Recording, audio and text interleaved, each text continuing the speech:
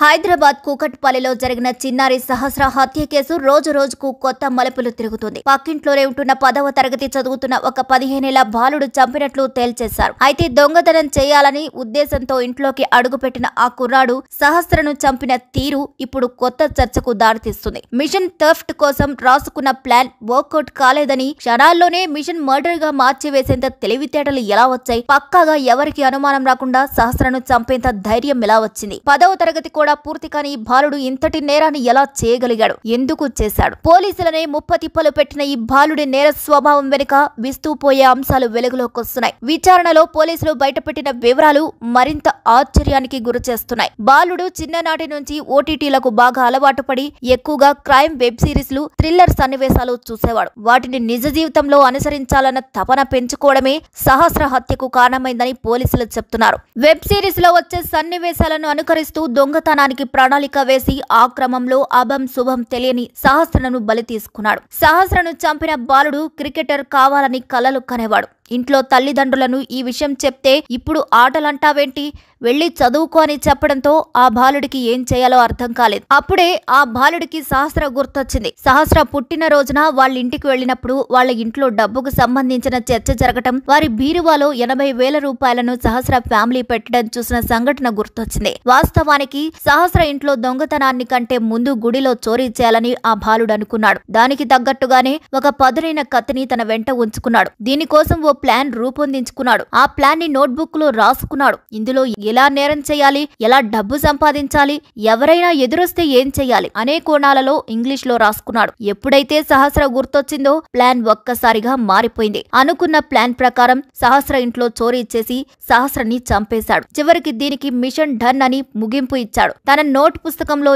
ఏదైతే రాసుకున్నాడో దానిని యథావిధిగా అమలు చేశాడు ఆ బాలుడు. అయితే సహస్ర ఇంట్లో ఎవరూ లేరని, కేవలం ఆమె మాత్రమే ఉందని తెలుసుకున్న తర్వాత పక్క సందులో ఉండే వారి ఇంటి నుంచి బయటకొచ్చాడు. బిల్డింగులు మారుతూ సహస్ర కుటుంబం ఉండే ఇంట్లోకి ప్రవేశించాడు. ఆ తర్వాత నేరుగా బీరువా దగ్గరికి వెళ్లి డబ్బు తీసుకున్నాడు. దానిని సహస్ర చూడడంతో కత్తితో గొంతు కోశాడు. రక్తపు మడుగులో కొట్టుకుంటున్న సహస్రను చూసి ఆమె ఒకవేళ బతికి తన పేరు చెప్తే ఇబ్బంది అని భావించి ఏ మాత్రం కనికరం లేకుండా కత్తితో విపరీతంగా పొడిచాడు. ఆ తర్వాత వచ్చిన దాని వెంట వెళ్లిపోయాడు. అంతే, సీసీ కెమెరాలలో చిక్కకుండా అత్యంత జాగ్రత్తగా ఆ బాలుడు వెళ్లిపోయాడు. సహస్ర ఇంట్లో నుంచి అతడు వెళ్లిపోతున్న దృశ్యాలను ఓ ఐటీ ఉద్యోగి చూశాడు. అతడు పోలీసులకు ఈ విషయాన్ని చెప్పడంతో ఈ కేసు ముందుకు సాగింది. పోలీసులు బాలుడిని పట్టుకుని విచారించినప్పుడు తనలో తప్పు చేశాను అనే భయం వారికి కనిపించలేదంటే బాలుడి మనస్తత్వం ఎలా ఉందో అర్థం చేసుకోవచ్చు. పైగా ఏదో సాధించాను అన్నట్లుగా అతడు తన హావభావాన్ని ప్రదర్శించాడట. అన్నింటికీ మించి స్కూలుకు వెళ్లి పోలీసులు విచారణ సాగిస్తున్నప్పుడు ఆ బాలుడు ఏ మాత్రం తప్పు చేశానని ఒప్పుకోకపోవడం విశేషం. ఇదే క్రమంలో పోలీసులు ఆ బాలుడి ఇంట్లో తనిఖీలు నిర్వహించగా రక్తపు మరకలు ఉన్న దుస్తులు, పదునైన ఆయుధం, ఈ దారుణానికి పాల్పడేందుకు అతడు రాసుకున్న స్క్రిప్ట్ కనిపించాయి. ఇప్పటి డిజిటల్ యుగంలో వినోదానికి ప్రధాన వేదికగా ఓటీటీ ప్లాట్ఫామ్లు మారాయి. వెబ్ సిరీస్లు, సినిమాలు, హర్రర్ జానర్, క్రైమ్ థ్రిల్లర్లు అన్నింటినీ కేర్ ఆఫ్ గా మార్చేసింది. ప్రతిరోజు కొత్త కాన్సెప్ట్ తో వెబ్ సిరీస్లు ప్రేక్షకుల ముందుకు వస్తూనే ఉన్నాయి. అందులోనూ క్రైమ్ థ్రిల్లర్ కు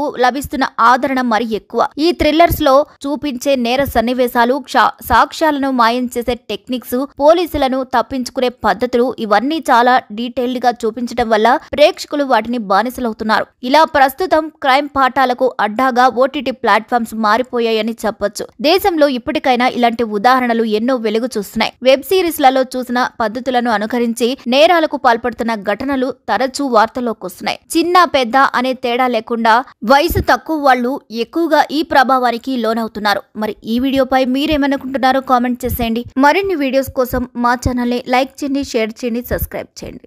ఆయన ఒక స్లిప్ రాసుకున్నాడు. ఆ స్లిప్ లో ఏంటంటే ఫస్ట్ ఒక గ్యాస్ ప్లస్ టేబుల్ ఎట్లా రెడీ చేసుకోవాలి, తర్వాత లాక్, ఆ గ్యాస్ను ఉపయోగించి లాక్ ఎట్లా ఓపెన్ చేయాలి, తర్వాత మనీ ఎట్లా తీసుకోవాలి, మళ్ళీ ఆ గ్యాస్ ఆన్ చేసి ఆ లాక్ చేసి ఎట్లా బయటపడాలి అని చెప్పేసి రాసుకొని లాస్ట్లో మిషన్ డన్ అని రాసుకున్నాడు. అంటే అది ఎప్పుడు రాసుకున్నాం అంటే కొద్దిగా ముందే, అంటే ఒక 1 month బ్యాక్ రాసుకున్నాం అని చెప్తున్నాడు. అంటే ఆయనకి ముందే ఆ థాట్స్ ఉన్నాయని మనకు అర్థమవుతా ఉంది. బ్యాట్ దొంగతనం కోసం వెళ్ళాడు. లేదు, మనం ఎన్నిసార్లు అడిగినా మనీ గురించి చెప్పడం లేదు. నాకు ఆ బ్యాట్ యాక్చువల్గా ఏంటంటే డిసీజ్డ్ వాళ్ళ తమ్ముడు 6 years ఉంటాయి, ఈయన కలిసి క్రికెట్ ఆడేవాళ్ళు. ఆ బ్యాట్ ఈయనకి బాగా నచ్చింది, స్ట్రోక్ బాగా ఉంది, నాకు బాగా నచ్చింది, నాకు ఇవ్వు నేను కూడా ఆడుతా అంటే ఇచ్చేవాడు కదా పిల్లవాడు. సో దాంతో నేను ఎట్లయినా దాన్ని సొంతం చేసుకోవాలనే ఆలోచనతో 2-3 డేస్గా ప్లాన్ చేస్తున్నాను చెప్పాడు దానికోసం. దానికోసం కత్తి అంతా పట్టుకొని పోవాల్సిన అవసరం ఉంటుంది సార్. పాప ఉన్నది తెలిసి ఇల్లు లాక్కుందని అతను చెప్పింది ఏంటంటే ఇంట్లో ఎవరు లేరు, నార్మల్గా వీళ్ళు ఏంటంటే ఇల్లు దగ్గరికి వేసి వెళ్తారట. సో అట్లానే ఇంటి బోల్ట్ దగ్గరికి పెట్టి ఉంటారు, ఆ దగ్గరికి వేసి ఉంటారని చెప్పేసి వెళ్ళాడు. సడన్గా పాప ఉంది, పాప ఉన్నా కానీ పాప అప్పుడు టీవీ చూస్తుంది, ఇతను వెనక నుంచి వెళ్ళాడు. అంటే అటువైపు తిరిగి చూస్తుంటే ఆ పాప వెనక నుంచి ఒకటే డోర్ ఉంది, వెనక నుంచి అంటే అదే డోరు, ఆ అమ్మాయి అటు తిరిగి ఉంది. ఇట్లా వెళ్ళి ఆ కిచెన్లో ఉంది బ్యాట్ తీసుకొస్తుంటే అప్పుడు ఆ అలికిడికి పాప చూసి దొంగ అని అరిచింది. అరిస్తే అతను పరిగెత్తబోతే ఆ అమ్మాయి పరిగెత్తుకుంటూ వచ్చి చొక్కా పట్టుకుంది, అతన్ని పట్టుకుంటే ఆ కోపంలో తోసేస్తే మంచం మీద పడింది. మంచం మీద పడ్డాక కళ్ళు మూసుకొని విచక్షణ రహితంగా పొడి చేశానని చెప్పాడు. అతనికి బేసిక్గా ఈ ఓటీటీల్లో యూట్యూబ్లో ఈ క్రైమ్ థ్రిల్లర్స్, సస్పెన్స్ మిస్టరీలు చూసే అలవాటు బాగా ఎక్కువగా, దాదాపుగా ఒక 5-6 సంవత్సరాల నుంచి అదే పనిలో ఉన్నాడు. స్కూల్ కూడా ఎక్కువ వెళ్ళేవాడు కాదు, ఎప్పుడు ఏదో ఒక తన ఆలోచనలో తనుండి ఇలా ఊహించుకుంటూ ఉండేవాడు అతను. అతనికి స్కూలు ఎగ్గొట్టే అలవాటు ఉండేది, స్కూల్కి వెళ్లకుండా క్రికెట్ ఆడుకోవడం, ఈ ఓటీటీ చూడడం, యూట్యూబ్ చూడడం, ఈ మిస్టరీస్ చూడడం అలవాటు ఉండేది అతనికి. అతను ఎవరైనా చూస్తే వాళ్ళని బెదిరించి రావడం, తర్వాత దాడి చేయటం, ఈ 2 ఉద్దేశాలతో కత్తి తీసుకుపోయినాడు. ఉన్నారు ఇంట్లో, వాళ్ళ నాన్నున్నాడు, వాళ్ళ సిస్టర్స్ ఉన్నారు, వాళ్ళ ఇంట్లో ఉన్నారు. వాళ్ళ మదర్ లేదు కానీ మిగతా వాళ్ళు ఉన్నారు. ఇన్సిడెంట్ అయిన తర్వాత 4 days నుంచి ఇంట్లోనే ఉన్నాడు, స్కూల్కి కూడా వెళ్ళాడని చెప్తున్నారు. కానీ పేరెంట్స్కి ఏమాత్రం డౌట్ రాలేదండి? ఎస్, పేరెంట్స్ వాళ్ళ మదరు, నిన్న మనం వాళ్ళ మదర్తో మాట్లాడినప్పుడు అనింది, ఫస్ట్ రోజే పోలీసులు ఈ హడావిడి అంతా చేసి నేను అడిగాను మా అబ్బాయిని, ఏరా నువ్వేమైనా చేసావా అని అడిగాను, ఒప్పుకోలేదు. 2వ రోజు కూడా అడిగితే ఏమా నువ్వే నన్ను పట్టించేటట్టున్నావే అని అన్నాడు, నీ మీద ఒకటి అన్నాడని చెప్పింది వాళ్ళ మదర్. పోలీసుల్ని ఆ రోజు మేము ఫస్ట్ రోజే అతన్ని క్వశ్చన్ చేసాం, ఎందుకంటే రెండింటికి జస్ట్ 2 అడుగుల దూరం ఉంటుంది, ఆ ఇంటికి ఈ ఇంటికి పిట్టగోడకి. మేము క్వశ్చన్ చేసాం ఆ ఇంట్లో ఉన్న వాళ్ళని, 3rd, 4th ఫ్లోర్లో, వీళ్ళు 4th ఫ్లోర్లో ఉంటారు, 3rd ఫ్లోర్ నుంచి వెళ్ళొచ్చు. పోలీసులకి మాకేం చెప్పాడంటే ఆ రోజు నాకు 10:15 ఆ టయానికి డాడీ అని గట్టిగా అరుపులు వినిపించాయి అని చెప్పాడు. బాలుడి మీద కూడా అనుమానం వచ్చింది మాకు. అయితే మేము ఒక లిస్ట్ ఆఫ్ సస్పెక్ట్స్ చేసుకున్నాము, దాని ప్రకారం చేసుకుంటూ వచ్చాము. నిన్న అతన్ని చేశాము. తర్వాత మాకు ఇంకొక క్లూ కూడా వచ్చింది, ఒక పిల్లాడు కూడా సమాచారం ఇచ్చాడు. ఇట్లా ఆ రోజు ఏ రోజైతే అఫెన్స్ జరిగిందో ఆ రోజు మార్నింగ్ 8:30 to 8:45 అతను ఆ గోడ దగ్గర, ఏదైతే గోడ దూకి వెళ్ళే అవకాశం ఉందో ఆ గోడ దగ్గర తచ్చాడాడు అతను చాలాసేపు, ఒక 15 minutes. ఆ సమాచారంతో మా అనుమానం ఇంకా ఎక్కువై, మా అనుమానం నిర్ధారణ అయ్యి అతన్ని మళ్ళీ విచారించాము. ఫస్ట్ ఇల్లు సెట్ చేసాము. ఇల్లు సెట్ చేస్తే మాకు ఈ లెటర్ దొరికింది, అతను రాసుకున్న లెటర్ ఏదైతే ఉందో అది. తర్వాత కత్తి కూడా దొరికింది, 3 కత్తులు ఉన్నాయి. ఏ కత్తి అంటే సార్ నల్ల కత్తి, నల్లపిడి ఉంటుంది, దానికి అంచు నల్లగా ఉంటుందని అతనే చెప్పాడు. ఆ కత్తి తీసుకొస్తే ఇదే అని చూపించాడు. బట్టలు ఏం చేశాడంటే అతను అఫెన్స్ చేయగానే ఆ కత్తి అక్కడే కడిగేసి గోడ దూకి మళ్ళీ ఇంట్లోకి వెళ్ళేటప్పుడు వాళ్ళ నాన్న సిస్టర్స్ ఉన్నారు, వాళ్ళు ఏమైనా చూస్తారేమో అని ఆరేసిన షర్ట్ తీసుకొని ఇట్లా అడ్డం పెట్టుకొని ఇంట్లోకి వెళ్ళి బాత్రూంలోకి వెళ్ళి స్నానం చేసి ఆ టీ-షర్టు ప్యాంటు 2 వాషింగ్ మెషిన్లో వేసాడు. But we found some slight blood on the clothes. We have called a special investigation team, forensic team. వాళ్ళు స్పెషల్ లైటింగ్, స్పెషల్ స్పెట్స్ వాడి they are able to found it. I also have seen it. Yes. అతనికి ఒక కుందేలు ఉండేది, ఆ రోజు ఆ కుందేలు కూడా చనిపోయింది. 11:30కి మేము టైం లేని కూడా తీసుకున్నాం అతని మీద అనుమానం వచ్చాక. అతను 11:30కి బయటికి వెళ్ళాడు ఇంట్లోంచి. 11:30కి ఆ కుందేలుని తీసుకుని డాక్టర్ దగ్గరికి వెళ్తే ఆ కుందేలు చనిపోయింది ఆ రోజు. ఆ స్టోరీ కూడా మాకు చెప్పాడు. ఫింగర్ ప్రింట్స్ ఇంకా నిన్ననే జరిగింది, ఇంకా వీఆర్ మ్యాచింగ్ ఇట్. లేదు, మనకున్న సమాచారం మేరకు ఇంతవరకు అయితే ఏం లేదు. బట్ వాళ్ళ మదర్ చెప్పిన ఒక విషయం ఏంటంటే అతను 2 months బ్యాక్ అతని దగ్గరికి ఒక ఫోన్ వచ్చింది, సెల్ ఫోన్. మేము డబ్బులు ఇవ్వలేదు, ఇతనికి ఎక్కడిది సెల్ ఫోన్ అంటే నేను కొనుక్కున్నా అని చెప్తున్నాడు. డబ్బులు ఎక్కడ ఉంటే చెప్పలేదు, అది వాళ్ళ మదర్ చెప్పిన విషయమే. సో దీన్ని బట్టి మీరు ఏమైనా అనుకోవచ్చు. 5 days మిస్లీడ్ చేయడం అంటే ఫస్ట్ డే మిస్లీడ్ చేశాడు. మనం మనకి ఇప్పటివరకు టెక్ రాలేదు కాబట్టి మనం అందరిని విచారించుకుంటూ వచ్చే క్రమంలో. So basically it's a very typical case wear మీకు లిమిటెడ్ సస్పెక్ట్స్ ఉన్నారు. బికాజ్ ఆ ఇల్లుకి ఒకే కెమెరా దాని ఆపోజిట్ ఉంది, దాంట్లో ఎవరు వెళ్ళినట్టు కానీ బయటకు వచ్చినట్టు ఆ టైంలో లేదు.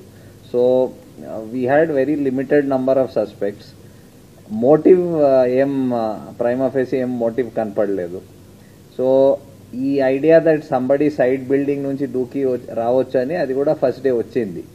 బట్ ఇలాంటి కేసెస్లో వేర్ మోటివ్ ఎక్కడ క్లియర్గా ఏం కనపడటం లేదు. అండ్ అంటే సో మెనీ అన్ఆన్సర్డ్ క్వశ్చన్స్ ఉన్నాయి మాకు యాజ్ ఇన్వెస్టిగేటర్స్. ఆ టీం అందరికీ చాలా అన్ఆన్సర్డ్ క్వశ్చన్, ఇదెందుకు జరగాలి అని ఉండేది. సో ఒక వే ఆఫ్ రూలింగ్ అవుట్ చేస్తూ పోవాలి, పాసిబిలిటీ ఇది కాకపోవచ్చు అని రూలింగ్ అవుట్ చేస్తూ వెళ్ళారు. And this is a typical case wear technical evidence, ఇప్పుడు నౌ డేస్ మీరందరు చెప్తూ ఉంటారు దట్ ఇప్పుడు టెక్నికల్ ఎవిడెన్స్ లేకపోతే పోలీస్ ఏం చేయలేదు.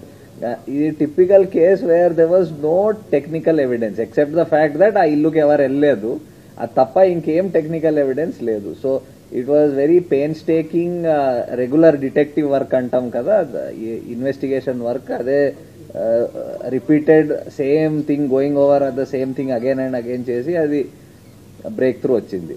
సో ఇమ్మీడియట్లీ మీకు ఎన్ని క్వశ్చన్స్ వచ్చినాయి, మాకు దానికంటే ఎక్కువ క్వశ్చన్స్ ఆ ఫస్ట్ డే వచ్చినాయి. బట్ ఆ క్వశ్చన్స్కి ఆన్సర్స్ ఇంత ఇమ్మీడియట్లీ ఏం రాలేదు. మీరు కూడా ఇప్పుడు చూస్తున్నారు, రీజన్ చూస్తే అలాంటి రీజన్ ఎవరికి స్ట్రైక్ కాదు, ఇలాంటి రీజన్ ఉండొచ్చని.